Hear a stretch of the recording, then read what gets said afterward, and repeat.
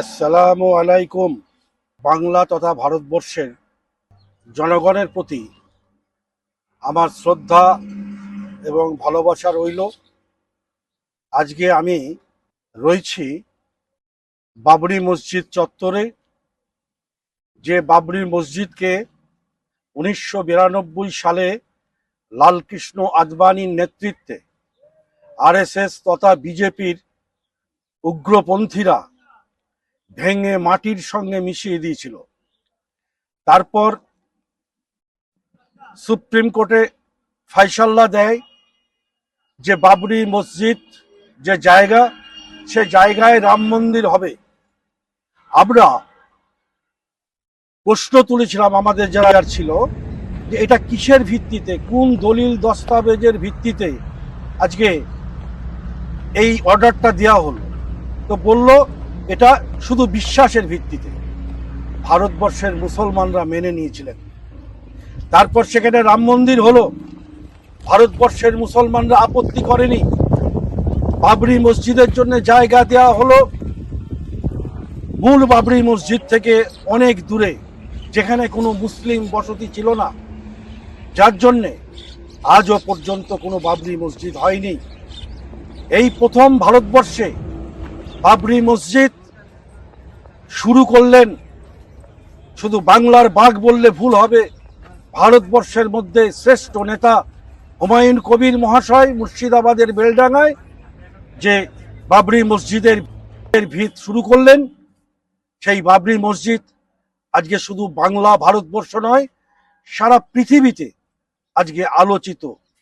রাম মন্দির তৈরি করার আগে, বাবরি মসজিদ ভাঙার পর যে হিন্দুত্বের সূচনা হয়েছিল, যে হিন্দুত্ব সারা ভারতবর্ষে ছড়িয়ে দিয়েছে, বাবরি মসজিদের ভিত্তি স্থাপন হওয়ার পর আজকে বিজেপিকে আটকে দেওয়া, সেই আটকে দেওয়াটা হুমায়ুন কবির মুর্শিদাবাদের মাটিতে সূচনা করে দিলেন। আগামী দিনে আমরা পশ্চিম বাংলা কেন, সারা ভারতবর্ষে আমরা বিজেপিকে আটকে দেবো ইনশাল্লাহ। যে বাবরি মসজিদ শুধু একটা মসজিদ নয়, এটা ভারতের মুসলমানদের জিতে যাওয়ার প্রতীক। কারণ 92 সালে আরএসএস যে বাবরি মসজিদ ভেঙেছিল, সেই বাবরি মসজিদ ভাঙার পর তারা জয়লাভের উল্লাস করেছিল। সেই উল্লাস ধ্বনি সারা ভারতবর্ষে ছড়িয়ে দিয়েছিল। আজকে আমরাও বলতে চাই যে বাবরি মসজিদের ভিত্তি স্থাপন হওয়ার পর আজকে বাংলা তথা ভারতবর্ষের মুসলিমদের ঐক্যবদ্ধ হওয়ার সময় এসছে এবং মুসলিমরা জয়লাভ করেছে।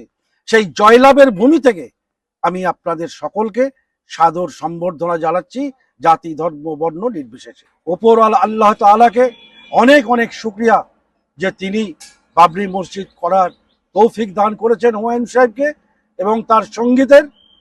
এখানে এক শ্রেণীর মুসলিমরা তার বিরোধিতা করেছিল, যারা চটি চেটে চেটে তাদের দাঁতে এবং জিভে ফেনা ধরে গেছে, তারা চেষ্টা করেছিল এই বাবরি মসজিদের ভিত্তি স্থাপনকে বানচাল করার জন্য। তারা হাইকোর্টে গেছে, হেরে গেছে, সুপ্রিম কোর্টে গেছে, হেরে গেছে। সব কোর্ট বলেছে যে বাবরি মসজিদ করা আইনত কোনো প্রতিবন্ধকতা নেই এবং বাবরি মসজিদ যেখানে হচ্ছে সেখানে হবে। তো আজকে আমার অনেক সৌভাগ্য যে বাবরির যেখানে শিলান্যাস হয়েছিলেন, হুমায়ুন কবির যেখানে শিলান্যাস করেছিলেন, সেই বাবরি মসজিদের শিলান্যাসের জায়গায় আজকে আমি এখানে আসতে পেরেছি।